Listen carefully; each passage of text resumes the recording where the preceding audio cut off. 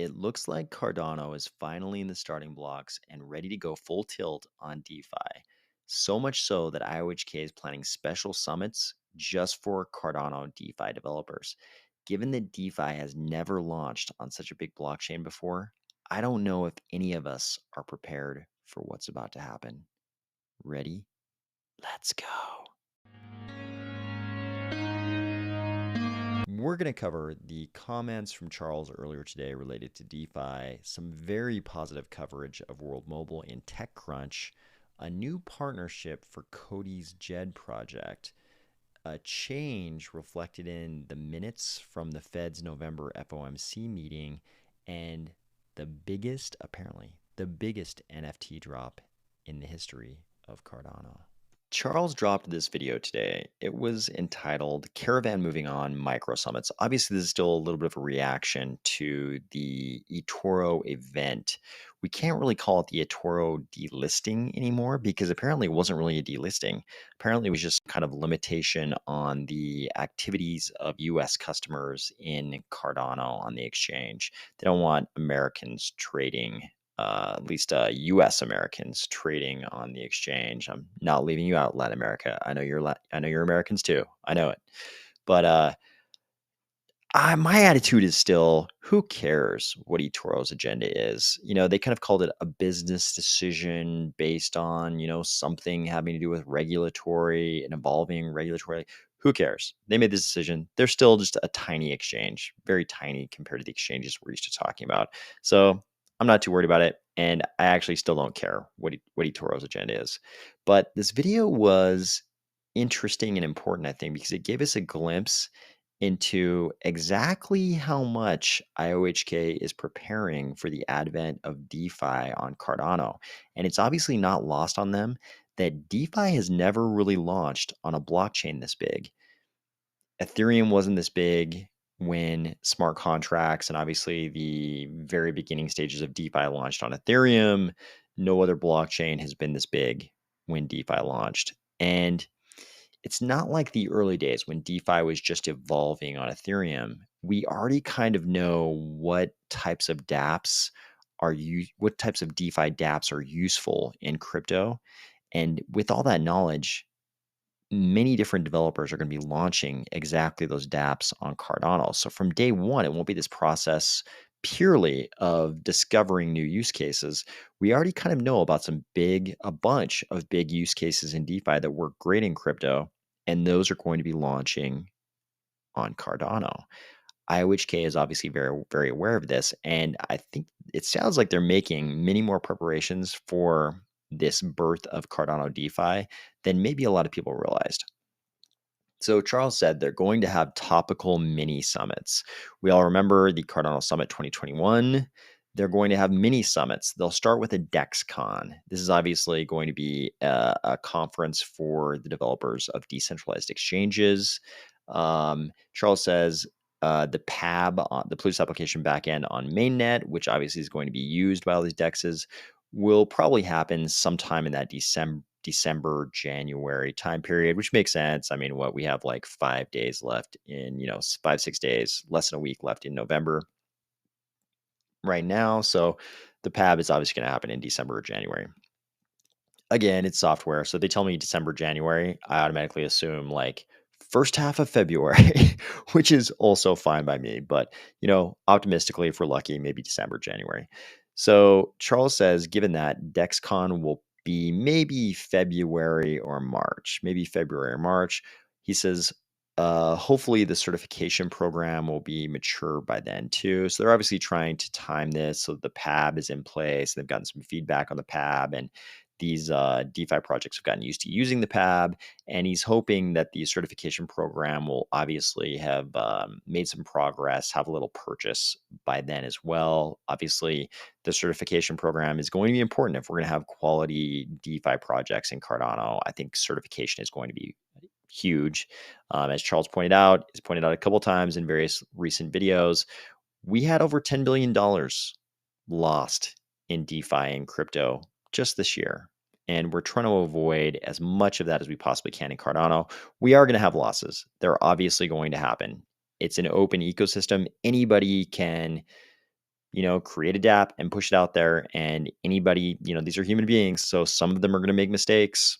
And it's won't really be Cardano's failure. It will be the failure of those people. Just like you can create a program in JavaScript and it might suck. It's not necessarily JavaScript's fault, or pick your programming language, Python, whatever, C.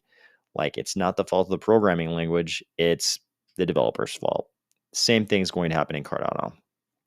So I think the certification program will be a breath of fresh air to sort of help people to determine which dApps have been vetted at least.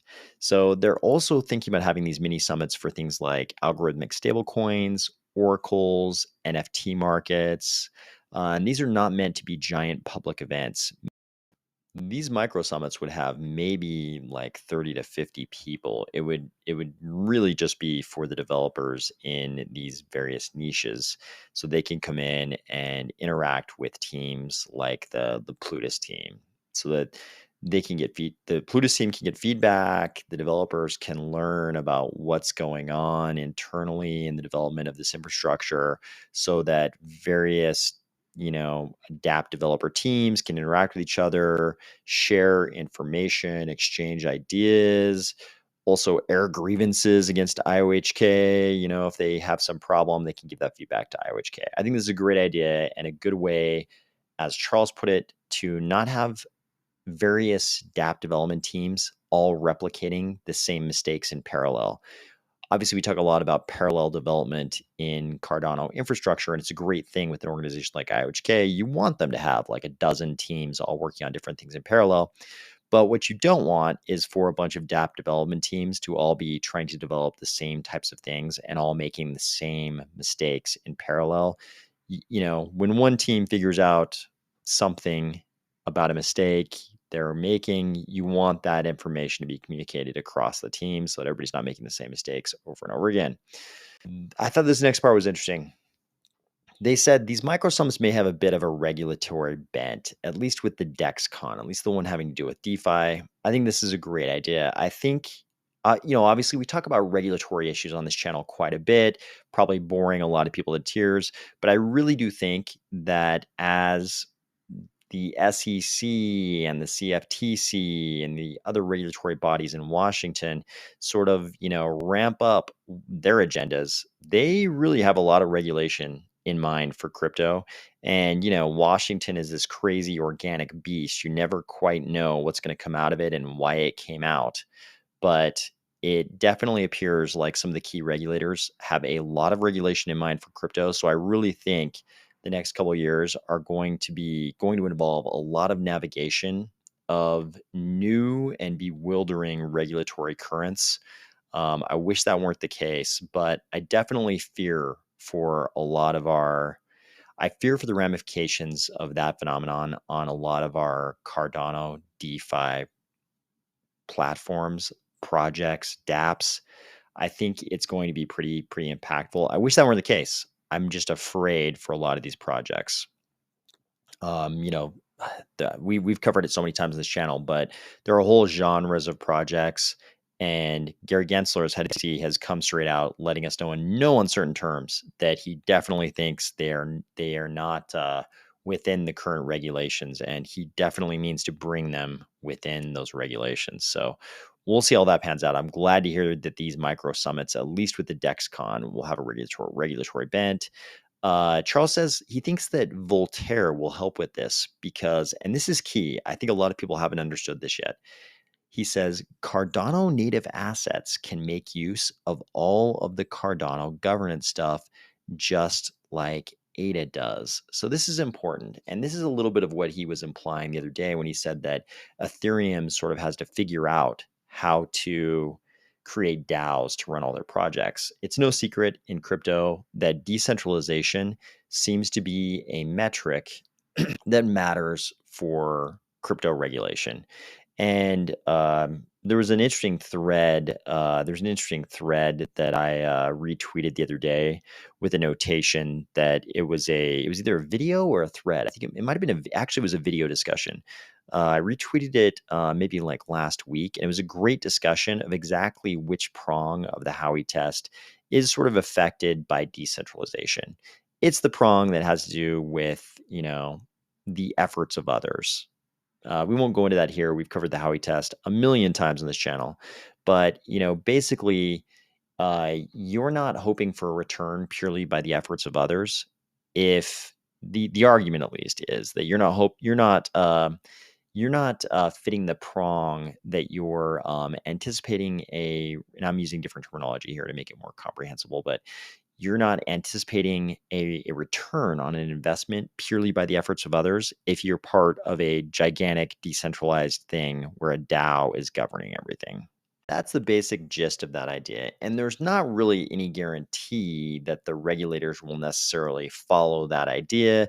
That's something that everybody's kind of come to believe, We don't really know. We could get a wholesale restructuring of the entire regulatory framework for crypto. This is a trend that's in the thought space for sure, but we don't know. Something crazy could happen in Washington and they pass a bunch of crazy new comprehensive, regulations, laws, obviously laws passed, regulations promulgated, but anything could happen. But if things keep going in that direction, Cardano obviously has a gigantic advantage because we have Voltaire, we have Catalyst.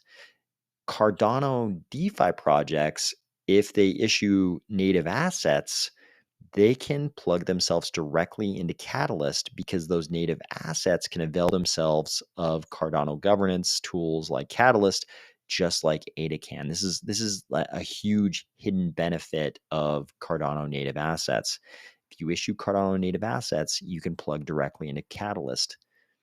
I don't know of any such thing that exists on other blockchains. I think we all remember how the original DAO worked out on Ethereum. I watched that from the sidelines. Thankfully, I almost invested in the DAO, pretty close to investing in the DAO, but I didn't. Super happy I didn't. Obviously, they had the gigantic theft of all their assets and then having to break the mutability of the Ethereum blockchain, which led to the creation of Ethereum Classic. That whole thing, we've covered that before on the channel. But it looks like Cardano has this gigantic advantage in that we already have Catalyst and our DeFi projects can jump right in there. This is one of those times when I'm super thankful for Cardano developing projects in parallel, like we were discussing earlier, because Charles says he expects a lot of DEXs will turn on in the next 60 days in Cardano. So I'm super glad we've spent so much time going through all of the cycles of Catalyst and working out a lot of the kinks with Catalyst because it looks like we're going to have those DEXs very, very, very soon. I don't know if people realize. I think all of us within Cardano realize how many different Cardano DeFi projects are in development right now. There's a lot. It's a large ecosystem. We've shown the ecosystem infographics many times on this channel. There are a lot of projects, and according to Charles, a lot of them are going to be launching in the next 60 days. Of course, it'll be, maybe they won't be going full blast on day one.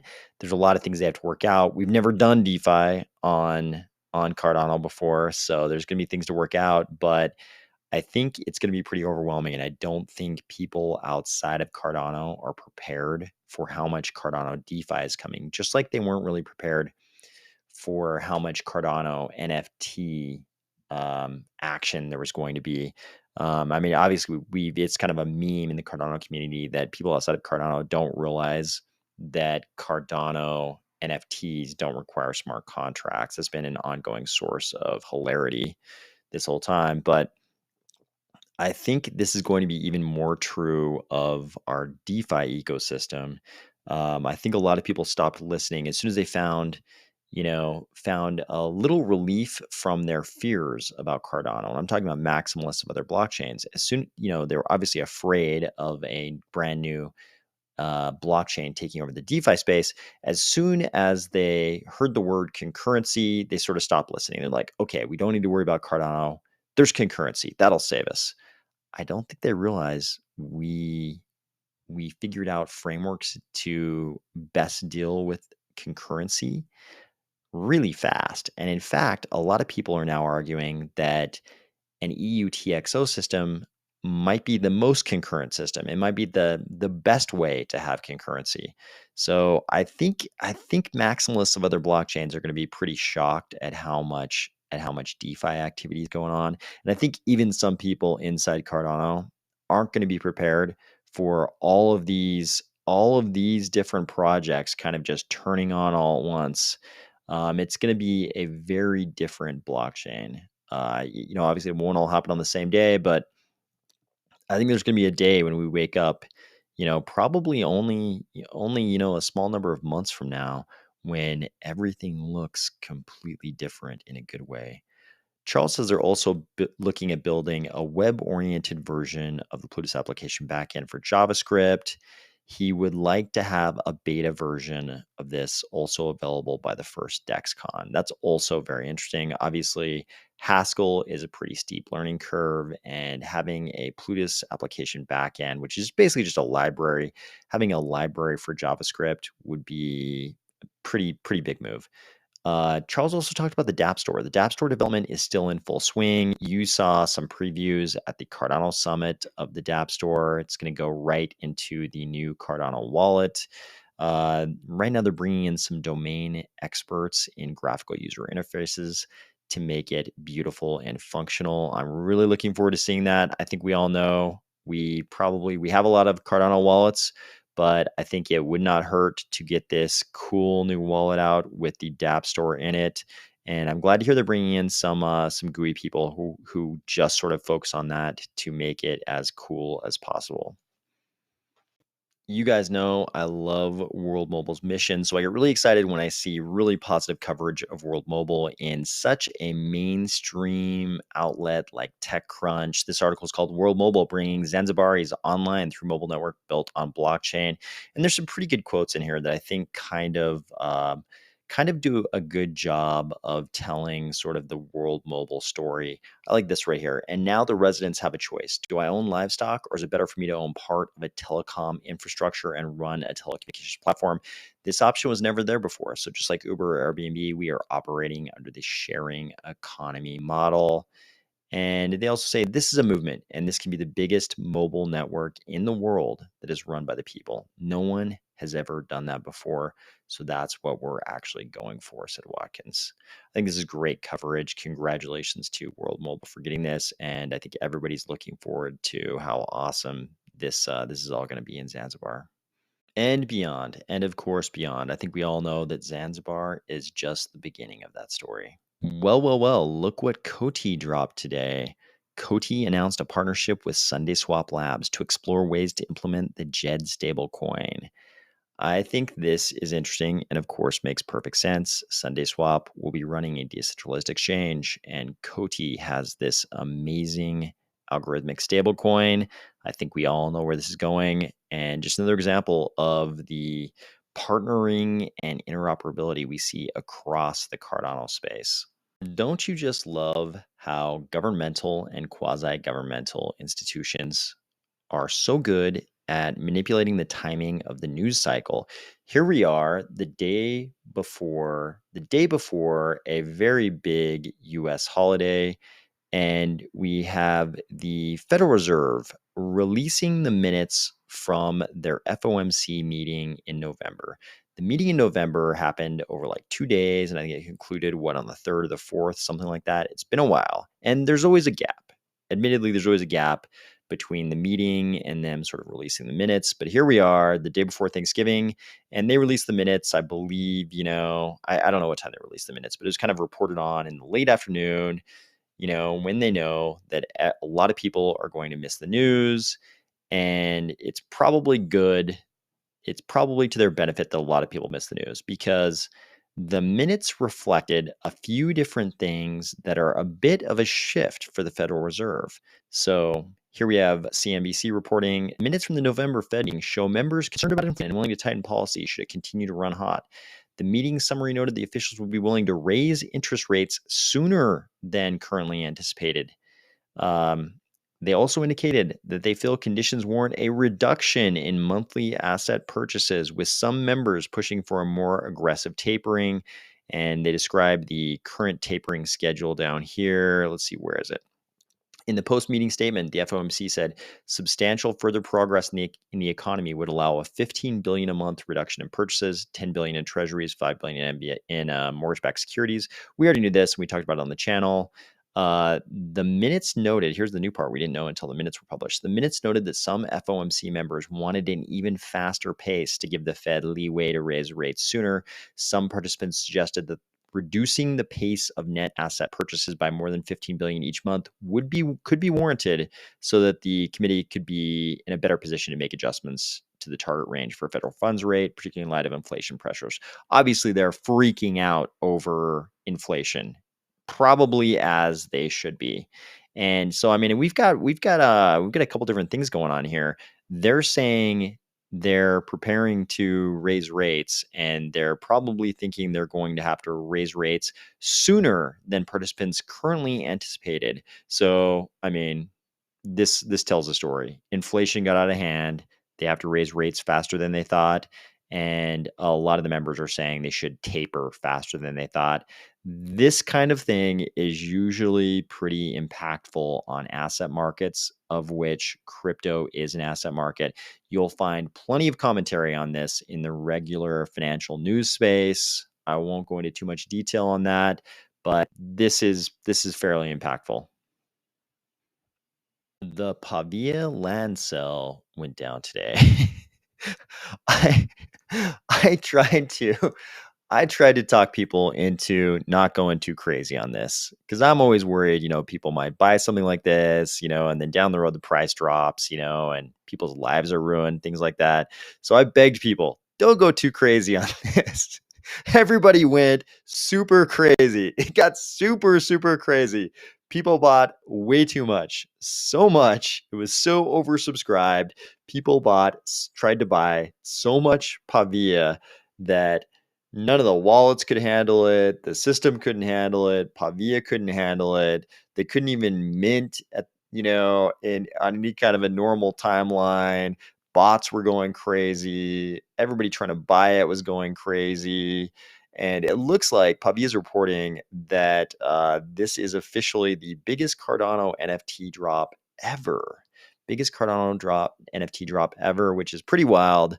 I did not participate because my ADA lobster claw once again stayed strong. It stayed real strong. I was super tempted to go in and just drop a crazy amount of money in there, like a lot of you did, but my lobster claw stayed very strong. As you know, I'm mainly interested in ADA. Mainly interested in ADA. I do have a few parcels where I hope to build something where we can all hang out one day when the metaverse is up and running. Fingers crossed that will actually happen. There is execution risk here, but it looks like people bought a lot of Pavia today, or at least they tried. The minting is going on right now as I record. Took a while because there was a lot of bot activity, and they wanted to try to get rid of some of the bots. And as you can see from this post, they are going to be refunding over 4 million ADA, they say. So this was truly a gigantic drop. Something interesting to observe, whether you're interested in metaverses or not. Obviously, my interest is just in playing this game with these pieces. So I have been looking in the secondary market as things come online. They've only minted at this point as I'm recording. They've only minted several thousand of the, what is it, like 31,000 that they're going to be minting as part of this drop.